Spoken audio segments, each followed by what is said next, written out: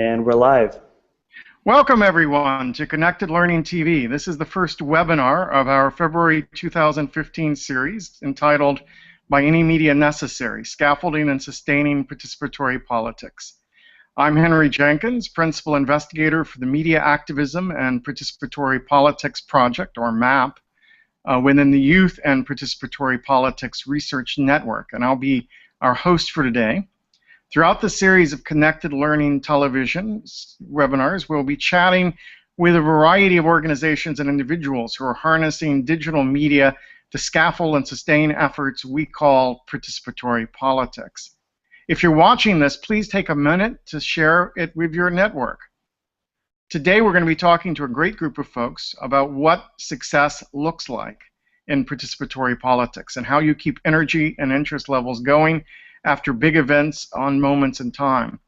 I should mention that each of the cases that we're talking about today are ones we encountered in doing the research for our upcoming book, By Any Media Necessary, Mapping Youth and Participatory Politics, which will be coming out in early 2016 by New York University Press. But before we dive into our chats, let's go over a couple of quick details. To those watching live right now, we welcome your comments and questions, either via the Twitter hashtag #ByAnyMedia or the Q&A feature that you should see within the video player. We'll do our best to address your questions right here in the Google Hangout. Before we begin, I'd like to give each of the guests a chance to introduce themselves. So we'd like to keep the personal introductions fairly short, so tell us just a little bit about yourself, and we'll get things going. So, Paul, why don't you get us started? Hi there, I'm Paul DeGeorge. I started a band called Harry and the Potters about a decade ago. We play songs about the Harry Potter books, and that ultimately led me to co-found an organization called the Harry Potter Alliance that uses fandom as a way to get people civically engaged. That's a nonpartisan effort. I've also kind of dabbled a little bit in the partisan field with a campaign that supported President Obama's re-election called Nerds for Obama. So that's me. Okay. Ilse, why don't you give us your introduction?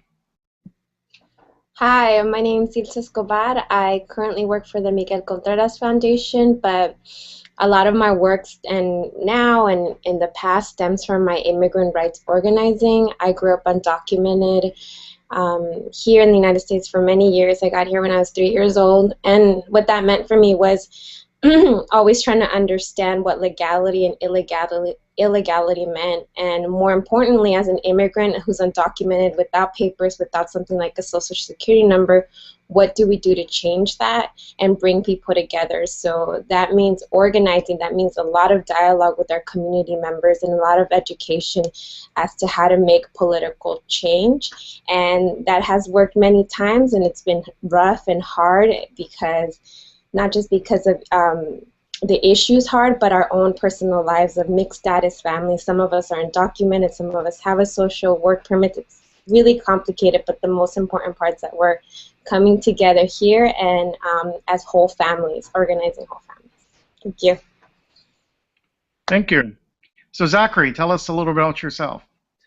Sure. My name is Zachary Caceres. I'm Executive Director of the Startup Cities Institute at Universidad Francisco Marroquín in Guatemala City. We're at www.startupcities.org, and what we work to do is to bring a startup methodology to political reform within municipalities, to try to steer munis away from the kind of engineering mega project mentality that usually animates reform and towards bottom-up experimental reforms at the neighborhood or muni level that allows reforms and municipalities to grow organically and to learn from low cost, low risk trial and error early on before they're scaled. So I should note that we have a fourth speaker we hope is going to show up, but we've not been able to get contact with her. So we'll see how that goes as the webinar goes along, and as she arrives, we'll introduce her into the exchange. So we hear a lot about success as it relates to activism these days, and I've heard various people say Occupy was highly visible but wasn't successful, or people are debating the kind of Black Lives Matter. Has it been about attention? Is it driving a lot of attention to an issue? Obviously, the juries have not come back as the way many of us would have preferred, and the result is that people think, has it really mattered in terms of political effects? So each of you has been involved in an activist campaign. I'd love for you to share a campaign you worked on and tell us how you decided whether or not it was successful. What was the experience of it? What made it a success, or what limited its success? Anyone want to get us started? Oh, I'll start off. I thought it was this is such an interesting question, especially the way you reference Occupy. And in music, people talk about like the Velvet Underground, like they're a band not many people listen to, but everybody who listened to them started a band. There's like, I think Brian Eno said that. And that's kind of like my perspective on Occupy, is like so many people got involved, and now I think we're starting to see like the fruits of that. And maybe Occupy didn't affect change at that moment, but I'm hoping to see that like it plants those seeds of change, and you see grassroots efforts popping up at smaller local levels now that I think have been inspired by Occupy. But instead I'll talk about the work of the Harry Potter Alliance. And this is actually one of the real recent successes is net neutrality, and that's an organizing effort that we've been involved in for a long time now, and it's started to become a much bigger issue within the last year. Let's see. I mean, one of the things net neutrality, it's going to, Title II reform is going to happen. One of the challenges with dealing with this as an issue is that it has a lot of esoteric language involved, and it was a real challenge for us to translate, terminology like Title II and forbearance and zero rating. Like, these are the kinds of things that, like, boy, I don't know what that means, so I can't get involved in that issue. So what we did was we wanted to make a connection with our membership to this issue. So we started to look at YouTube, and specifically like independent YouTube channels and YouTube creators who would be affected by net neutrality. And we used them to help translate this issue to their fans, to their fandoms. They all have their small pockets of fans, or large in some cases, very large, numbering millions. And they helped to translate that issue, and that brought an entirely new constituency to the sort of net neutrality fight that was unfolding in many different ways. There are many different organizations tackling this, but we were able to focus on this one pocket and bring a lot of new people to that organizing effort. And I'll say that one of the other reasons that I feel like net neutrality has been successful is because, as an organizing effort, is because there's been just large-scale collaboration. We ended up collaborating with Public Knowledge, who is really like an insider in that they do a lot of like policy stuff. They work really closely with the FCC, but we were able to work closely with them, and one of the cool things was they helped translate this stuff for me, as an organizer. Like, I didn't necessarily understand everything, so it was great to have a partner who could help translate. And that's what I've seen in following this, is that all these groups are working together. There's a listserv I've been on for like a year, and it helped sync all these organizations and create these larger media moments for the issue. And that's, I think, why we're seeing success on it. It's great collaboration. Okay, Elsie, I'm sorry. No, that's good.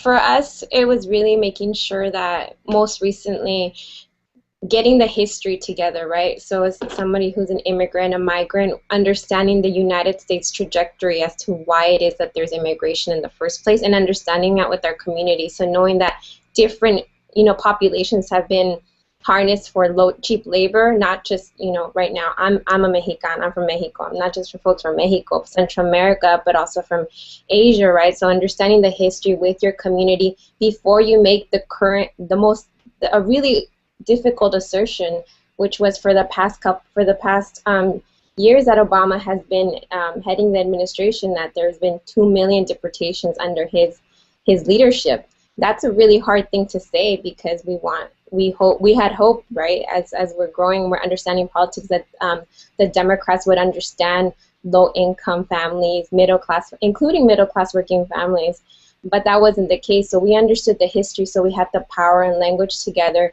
to address these devastating deportations.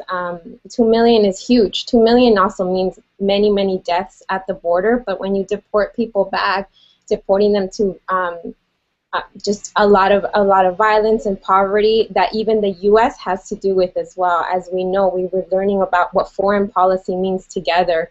So that was part of it. So how do we use all of that knowledge to say we need these deportations, not only we need them to stop, and even when we know we're going to stop it for a few people, which was the executive order that happened recently, we had to do actions in order to do that, civil disobediences, bring in our whole families to be part of the process, because even as we were doing those, we knew the limitations, and we saw the limitations immediately as the order was announced, was that most people are not only left out, about 7 million people are going to be left out from what is called deferred action, or deferred deportation. Not only they're going to be left out, they're going to be the new people, because the deportation quotas continue in immigration customs enforcement. So understanding the realities of that, we're going to get super involved, we're going to do as much as we can, but how are we going to continue to build that movement and build that reality, the reality that we live in, because we're going to give it our all and the fight's going to continue. So that's kind of in December 2013, our organization, which was Dream Team in Los Angeles, we made sure to be part of this fight, but also be really realistic about who was going to be left out and what that would mean. And it's been good, because everyone's talking about right now implementation, getting a work permit from this recent order, but we also want to make sure that we're making steps in our language and our narrative, and that our next steps are going to be more inclusive as possible, because enforcement's going to continue, right? And this campaign was great. I learned a lot about just the political process in the United States, about connecting with other folks. But like I said, it continues, because a lot of family members that I have are left out, and it's devastating, because just because of the way that the tiers are created, they can't even qualify for a driver's license in California, even though they're undocumented. They're the very people these different things are supposed to help, but these tiers make sure to exclude people and make it harder for those that are excluded. So looking forward to continuing this fight. Well, so Zachary? Well, I think we're coming from a slightly different area, because we're on this very kind of geeky frontier of reform. So we haven't even tried, and we won't for a long time, to do any kind of mass media outreach. But what we did that was quite successful was very targeted media outreach. We were trying to figure out how to translate certain ideas that were very abstract, very theoretical, into language that people would understand and that would attract the right kind of people and let people get connected with it. So what we did was we just sort of altered our brand and our language in a series of different interviews and different publications, and we sort of did it consciously as we were evolving the idea. And what we saw was that certain things stuck and certain things didn't.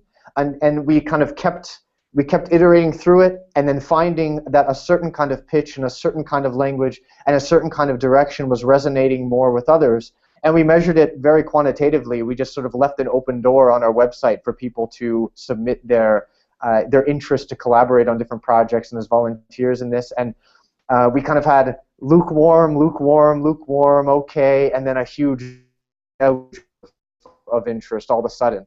And so we use this sort of prototype approach with our media to figure out how it was that we should actually talk about ourselves, and also how it was that we should how should we understand ourselves, what it is that we're doing in certain kinds of language. So in that way, it was media was very helpful.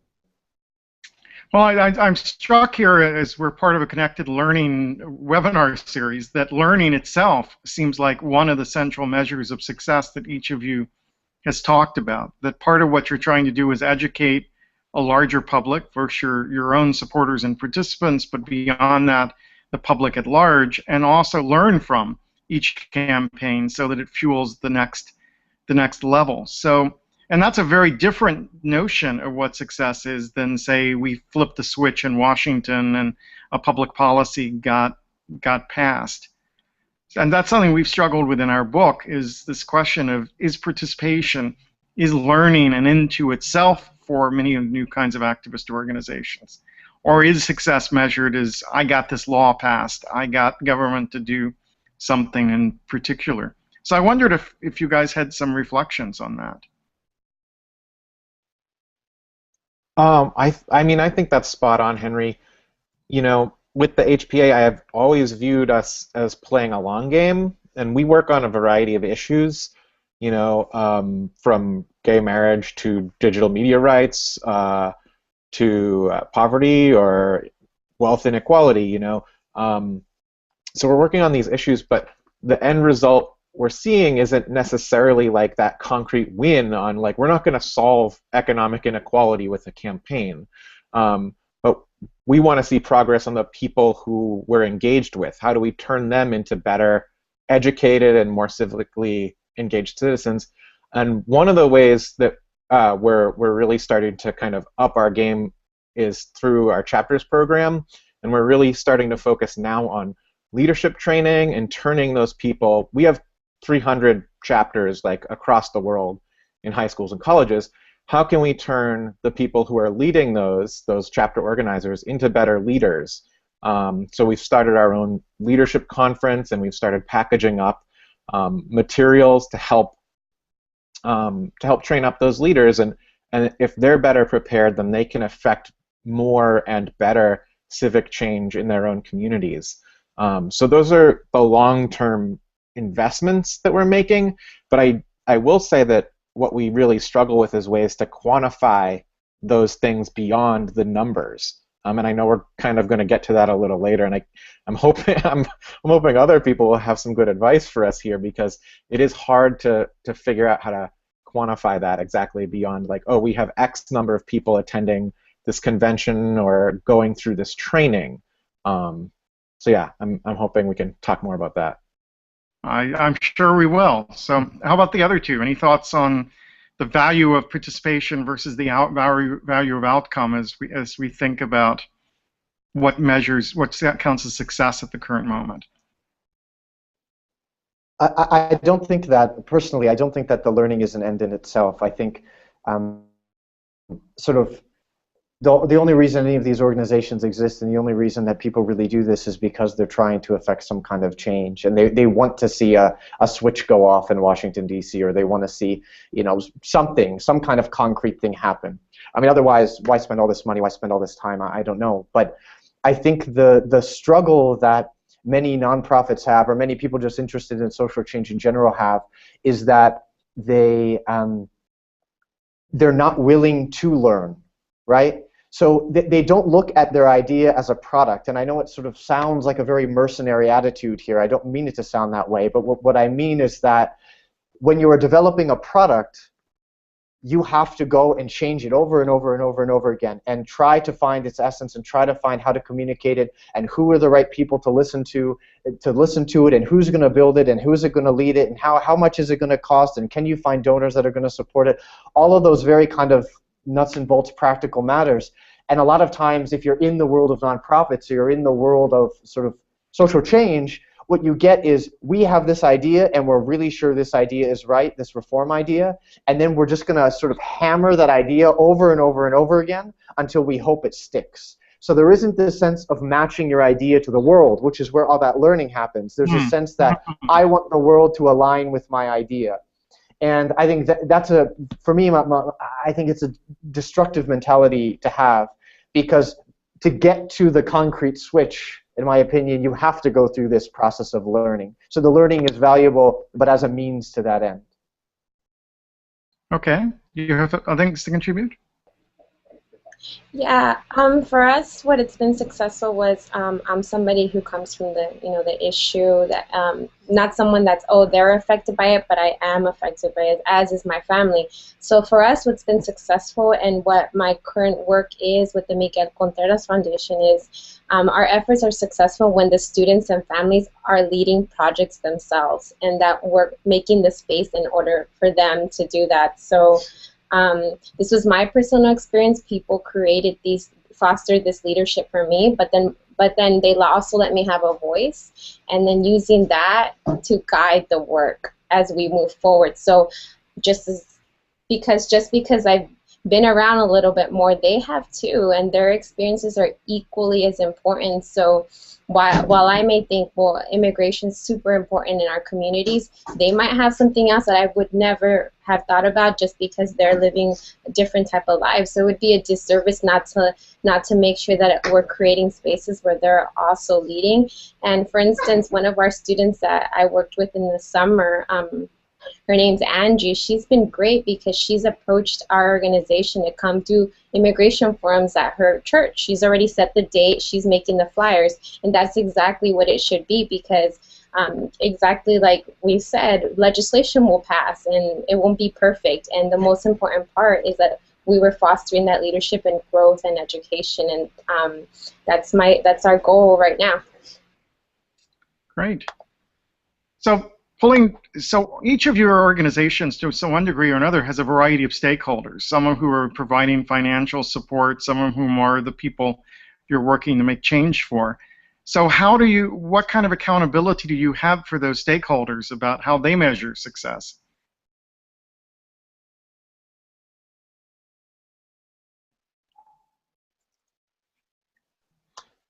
Well, that is something we've only recently started to address, or I feel like we're starting to address competently now. You know, you go through these phases as a nonprofit where you don't really know what you're doing, and now we're starting to get a grasp on documenting that success and demonstrating it to those stakeholders. I'll say by and large we've really stepped up our game as far as how we're documenting, and honestly, like, Henry, you and your group have been a great help there and an inspiration, because you've been studying us for a while and you've helped to assist in that effort, you know.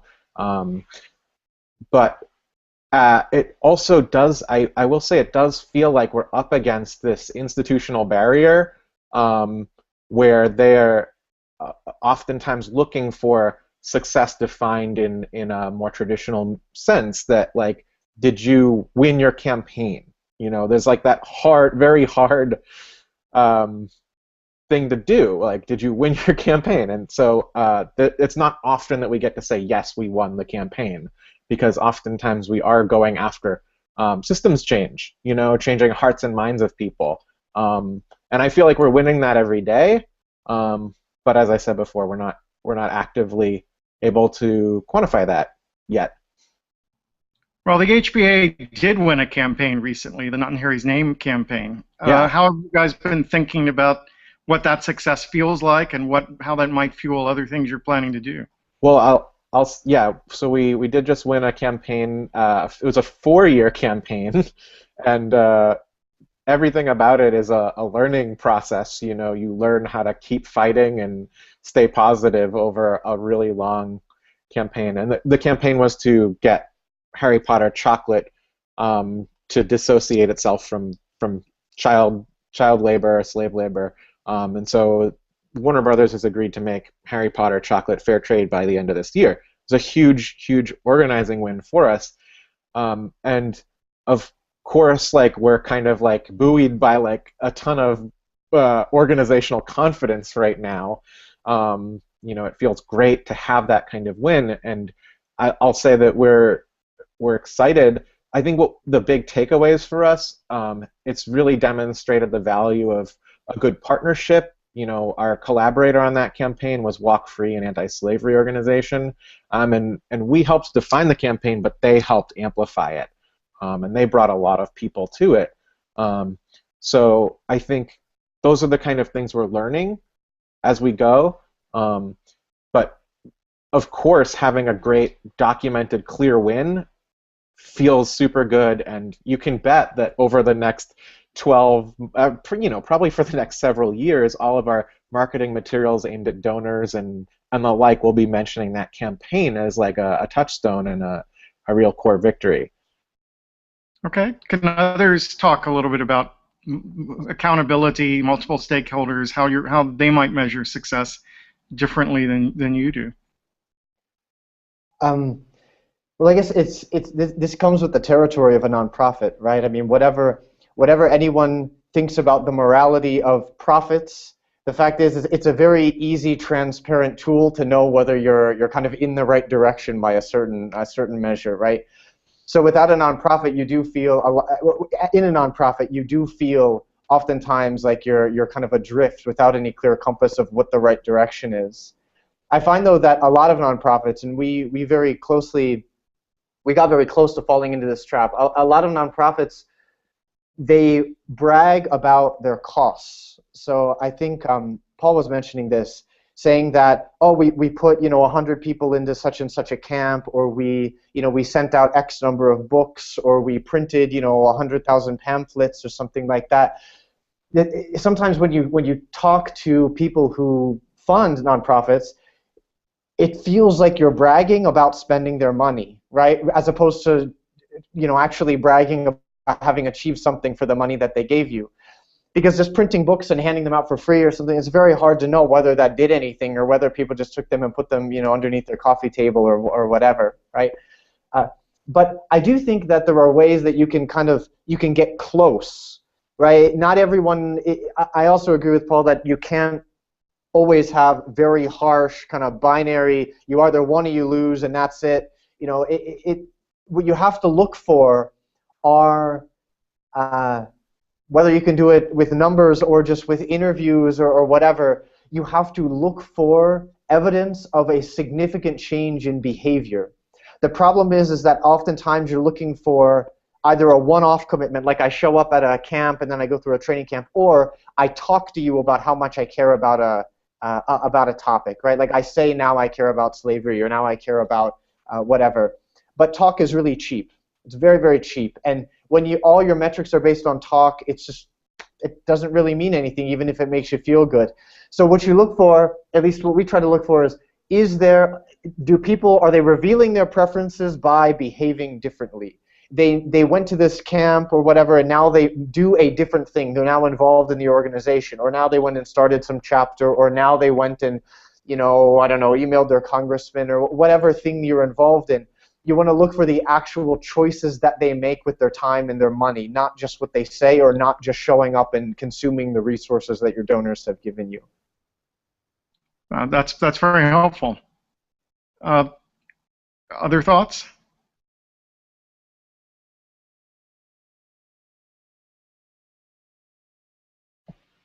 Well, I agree with that in a lot of respects. For us, I think parents and the students that we work with have different goals, but we also notice that they change throughout our work with them. A lot of the times we'll ask our parents, what do you want to see? What do you want from our relationship, from the resources that we offer, from the educational trainings? A lot of the times it's just because they have high school age students, how do we get them to college? Yet once we bring in the families in a room together, yeah, that might be the aim, to make sure that their kid, their son or daughter do better and get to college. But then we've noticed that while that might have been the goal, and that's not what we asked for, the question was what resources, what help, what issues do you need? But they always center around their son or daughter. Then things come out. For us, it's been a lot of education around the workplace. workplace rights and immigrant rights. So even though the core was they wanted to make sure that their kids are better, they had issues that come up too. So we make sure to listen and do assessments every time we're together with them, to make sure that our next workshop, our next dialogue, it responds to the needs that they have already brought up themselves. So sometimes it means that we have to prepare something in a week, especially during our summer programming, but that's exactly what we want to do. They're guiding the goals, they're guiding what they want to learn in, and that teaches us a lot and informs us as well. So we have a question coming in from the audience that's asking, for Dreamers, it's important to change public opinion and educate different groups, but in order to affect immigration reform, they have to move traditional political levers. How do you balance between the two in the work that you do?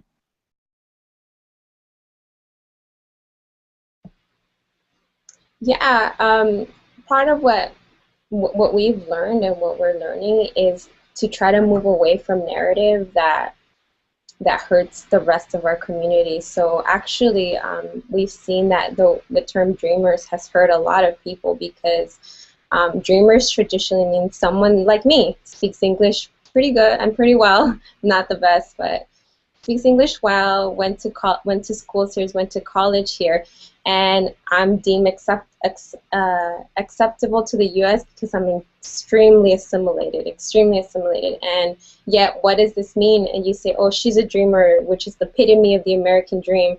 My parents are not, so they're easily pushed aside, even though they did the most responsible thing any parent could have done was survive and come to a place where they can continue surviving. So that's been a huge challenge within our groups, is making sure we're not, as so to speak, hurting other communities, whether it's within our own. And also another thing that the immigrant rights movement has been learning was there's a lot of anti-Black sentiment in even Obama. So for instance, when he announced the executive order to relieve some families of deportation, he said, we'll be deporting felons, not families. Felons is making sure that we're targeting criminals, and felons are usually black folks and black and brown as well, but that's inherently anti-Black, and we don't want that. That's not where we want to go, and we don't want to ever use narrative that hurts other communities, because our experiences are different, but we're hurt by the very same systems. I do want to throw in there that the detention system is obviously another branch of the mass incarceration that we have in the U.S. So when families are detained and deported, it's usually under the same companies like GEO and CCA, Corrections Corporation of America, who are profiting and benefiting, just like on the incarceration front. So separate experiences, both valid. We want to use narrative that doesn't hurt either.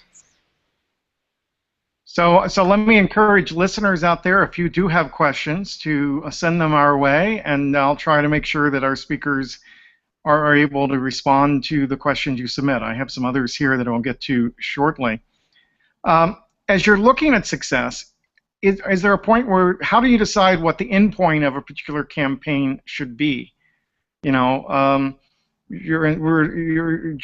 Paul was describing the Not in Harry's Name campaign, which went on for more than 4 years, and I know you guys grappled with, all right, did we push too far? Should we back away? Have we achieved secondary goals, and so forth? I'm sure you others have hit that spot as well. So, you know, given that it's unlikely you're going to get total victory on what you're working for, how do you decide when enough is enough success? I guess for us, we have to balance it with a calendar. You know, like we budget a certain amount of time for working on a campaign, and we do as much as we can to make that campaign a success within that time frame. But we do bounce around from issue to issue. We have a calendar built out for the next 12 or 18 months, you know, that says, okay, in April we're launching our annual book and literacy campaign. You know, that's April and May. So we do what we can to maximize it within that time frame. And when that campaign is done, we're going to sit down and we're going to evaluate what we did. And then when that campaign comes back around next year, we're going to say, all right, what did we learn from last year? What did we learn from the 2 or 3 years before that we ran this, and make it better each and every year? I would say that's one of the things we've learned, is to do these campaigns in cycles, give yourself time to evaluate what you did and didn't like about a campaign, what was successful and what wasn't. And then, we're able to revisit that. Another campaign we've got occurring on an annual basis is our economic inequality campaign, which is based around the Hunger Games movies. Those come out once a year, each November. So our final installment of that kind of themed campaign happens this November, and each year we learn from and expand upon our previous year's efforts. How about the others? How do you decide when enough is enough and you reach an end point on an effort, or is that not a decision you faced yet? I guess in our case is that we're in the middle of that right now, in the sense that I love the phrase the very long game that Paul brought up, and that's a very similar approach, that a similar view that we have, is that we're playing a very long game by necessity. So we haven't had to encounter that problem, but we've had to encounter the opposite problem, which I think might also be helpful, which is, when do you decide that enough is enough and something is either a failure or you shouldn't be involved in something anymore? Because I think those are sort of the same decision on both sides of the same decision, right?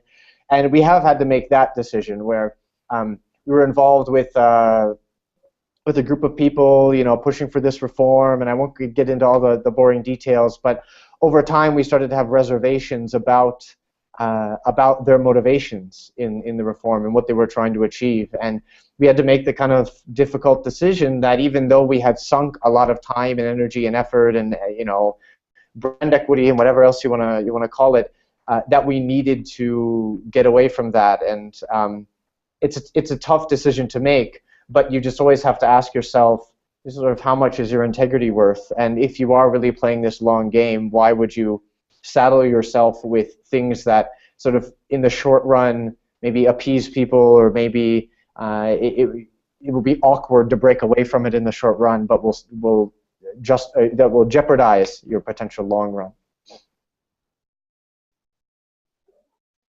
I'll just second what Zachary just said there, because that's a lesson you always learn the hard way, which is when to call something something you do that is not right, and you usually realize pretty quickly that it's a bad fit, and the sooner you can extricate yourself, the better. Because our experience has been going down those wrong paths. Everybody on your team knows it, and it starts to really degrade morale to be on that wrong path. So that's a great lesson to learn for everybody.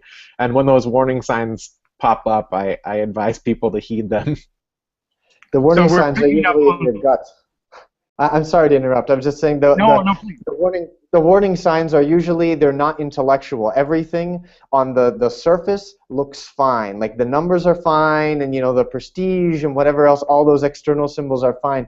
The warning signs are all these kind of stomach-based things. You just feel uncomfortable, or you feel something is wrong. But it's easy, if you're idealistic about a cause, to kind of dismiss those things and just say, no, I don't know. It's just like a problem I have. I have some problem with these people, or I don't know what it is. And you talk yourself out of it. But when you bring it up to your team, like Paul was saying, suddenly everyone says, yeah, I feel it too. And then you know something bad has happened. Right?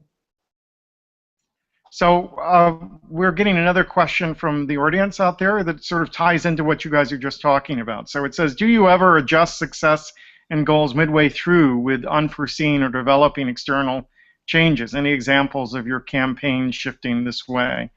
Ilsa, do you have some examples you could contribute on that, or? Sure.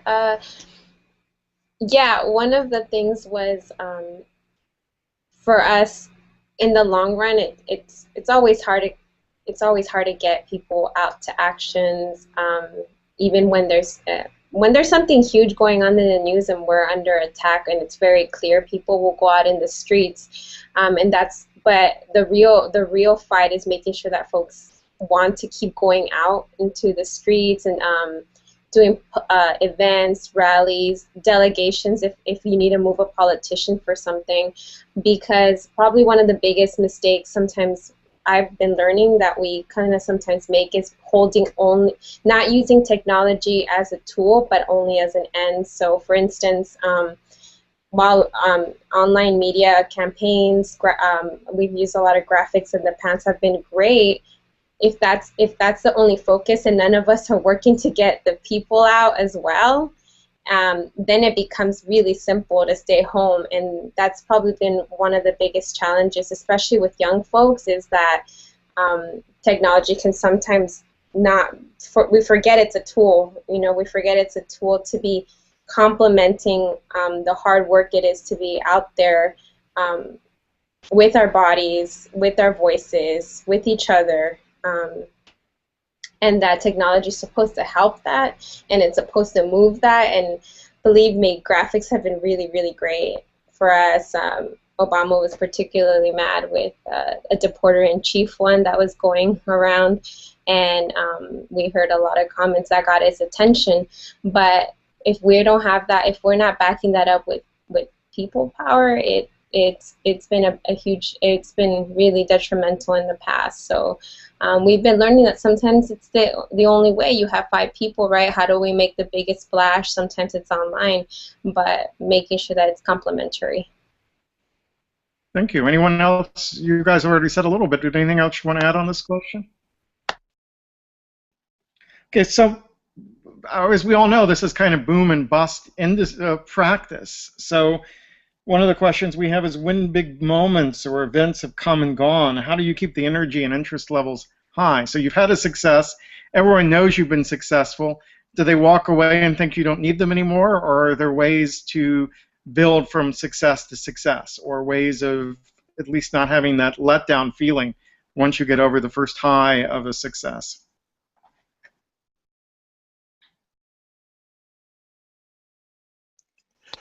Well, for the Harry Potter Alliance, I would say that for us, the most significant thing that happens when we're successful is it brings new people to our mission and to our work, brings new attention, either from the media, but also from the people we're engaged with. They have a renewed sense of vigor around our work, potentially. And I think the way we've been most successful in translating that is in capacity building. We had a couple efforts, like in 2010 we did a really successful large-scale fandom-based fundraising effort for relief work following the Haitian earthquakes, and that brought so many new volunteers to our staff. And I would say that, like, right now maybe like 30% of our volunteer staff is still held over from kind of that time period.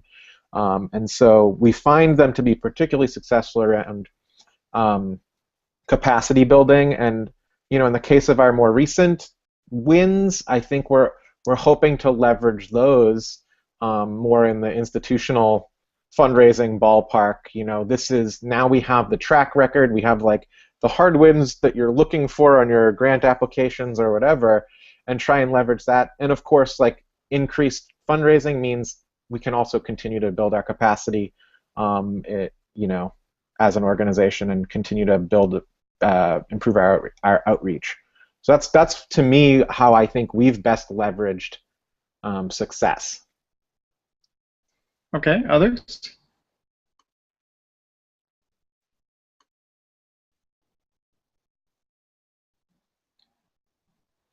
Well, we're talking here about success. The opposite is also true, right? Failure creates challenges for organizations. Moments when you get knocked off the horse and you've got to figure out how to keep moving forward despite the fact that you've had a setback. So, any insights on how your organizations have coped with setbacks of one sort or another?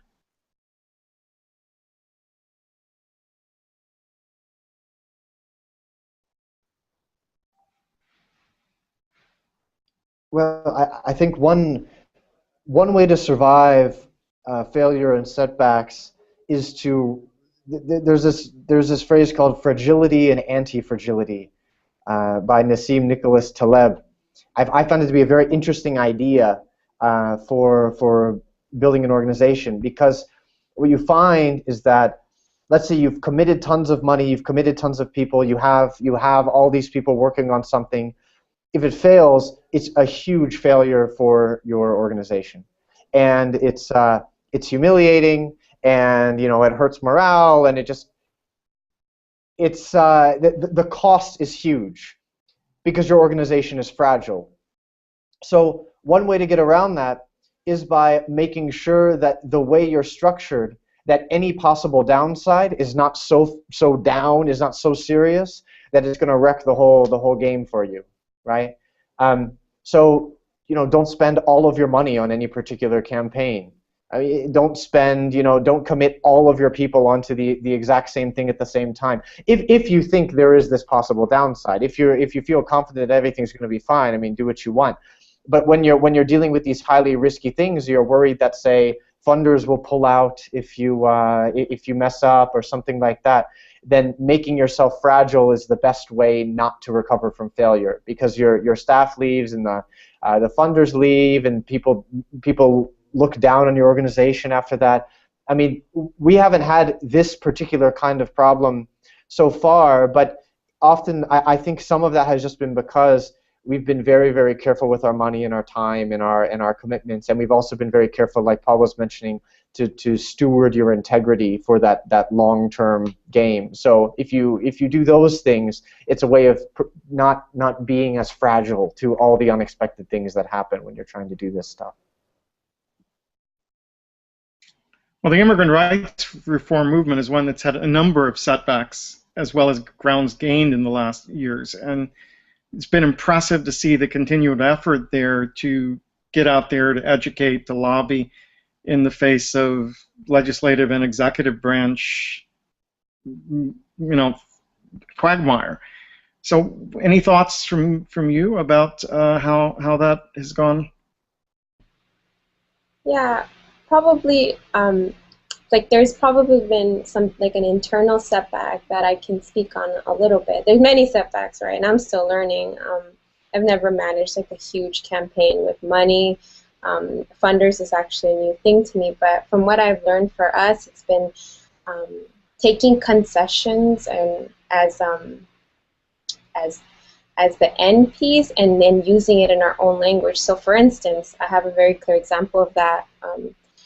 A lot of us start using comprehensive immigration reform as holy grail or something, and saying we need CIR. Even the folks that, and then we have to dissect what is CIR, what is comprehensive immigration reform. In this day and age, saying that pretty much means that conservatives have won.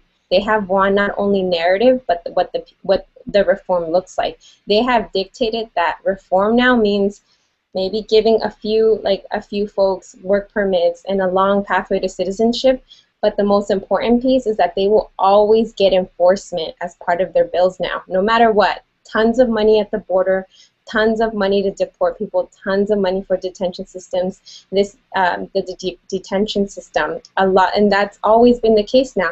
Now when you hear Obama, you'll hear him say, we need to secure the border first. He always begins every speech with that. And then if we start repeating that and saying and believing that enforcement needs to be part of any reform, then that's a huge loss, a huge, huge loss. And we need to think about that as we go, because that's a new thing. They've invented these type of politics that includes always enforcement at the forefront instead of the human beings that we're saying we're fighting for. Because at the end of the day, if enforcement is included and if you folks benefit, everyone else left that's migrating right now is going to be hurt tomorrow. So I'm trying to think that that's a huge thing, that we're having that conversation with a lot of the people that I work with a lot of our families, that reform doesn't have to look that way. That's a new thing, and we shouldn't take their language. We should push for our own demands and be really, for lack of better, be really proactive about that. Okay, we're almost out of time. The last question I'm going to throw out there is, once you've reached an endpoint in a campaign, either a success or a failure, how do you set the benchmarks for the next goals? How do you think about what should happen next at the end of that process?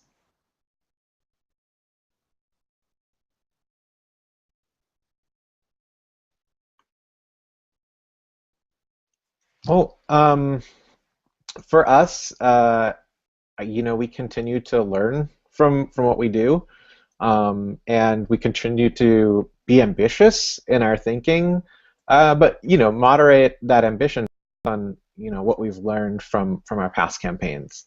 Um, and coming off of the it's funny because we're having this internal discussion right now coming off of the win around the chocolate campaign, and there's so many.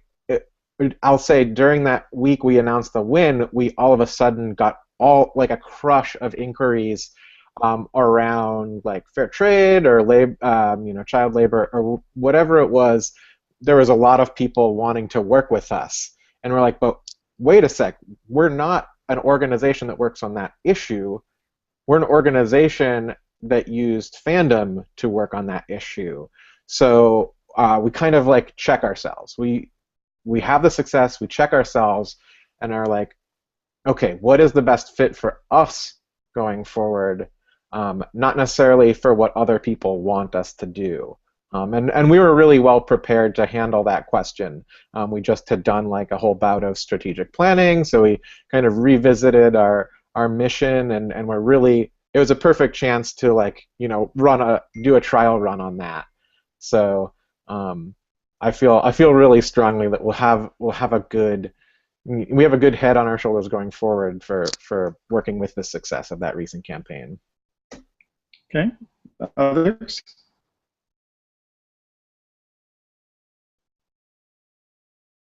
All right, one last question then. If someone watching this webinar wants to get involved and help your organization, what's the best way for them to do that? Can we just go around the group and suggest some mechanisms they could get in touch with you or make a contribution? So Zachary, why don't you get us started? Sure, thanks, Henry. We're at startupcities.org or startupcities.com. We have a couple ways to be involved. One is obviously you can make a donation right there on the site. We accept traditional forms and also cryptocurrency and other kinds of untraditional forms of payment. But really what we're looking for now are also people who want to work with us on particular things we call ventures. These are solving particular kinds of concrete problems in municipalities related to transportation policy, related to zoning, related to all kinds of different concrete problems in municipalities. We don't have the expertise on to deal with all of those things. So we have this model called a distributed think tank. And the distributed think tank are all these interesting people that have, one way or another, we've been able to connect with. And we have a way right on our website where you can sign up to become a part of that and work with other and meet other interesting people involved in those kinds of things. Thank you. For us, it's we want to keep partnerships and make sure that we're offering places for people to get involved. So I've been mentioning over and over, with the memos of executive action, there is an implementation process. So for the folks that do qualify and those that don't, we'll make space and dialogue around that. We're going to have our foundation is helping with a huge immigration, it's a clinic, a legal fair at a nearby high school in LAUSD. And it's the Miguel Contreras Learning Complex on May 30th. This is a really critical time because a lot of community members will need one-on-one time with a lawyer. And there'll be about 80 to 100 lawyers. We're going to need a bunch of volunteers. So if anybody would like to get involved, definitely that's a possibility. My email is ilse@miguelcontrerasfoundation.org. You can find us on our website too. So appreciate that. And Paul? Well, you can find the Harry Potter Alliance online at thehpalliance.org, and we're pretty active on Tumblr, Twitter, Facebook. You can definitely keep tabs on our work there and engage with us.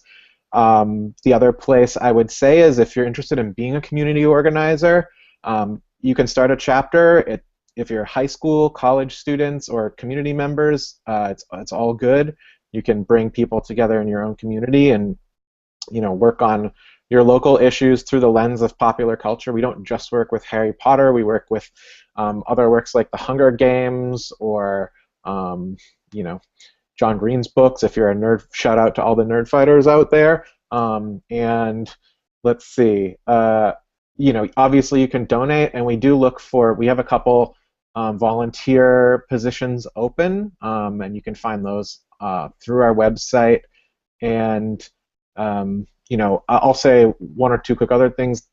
We do have like a pilot program.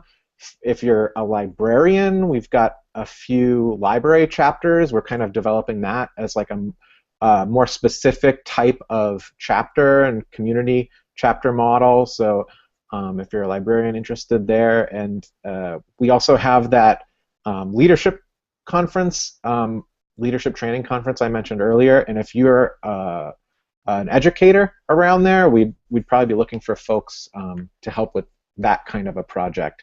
So there's a few ways. Well, on behalf of the Connected Learning Network and the Media Activism and Participatory Politics Research Group at USC, I thank our speakers for being generous with your time and your insights, and I thank our listeners for tuning in for this. Remind you that we're throughout the month doing Twitter gatherings and webinars around some of these themes, and we encourage you to keep following along as we have hopefully some very good discussions about the state of young people and activism in America today. That's it.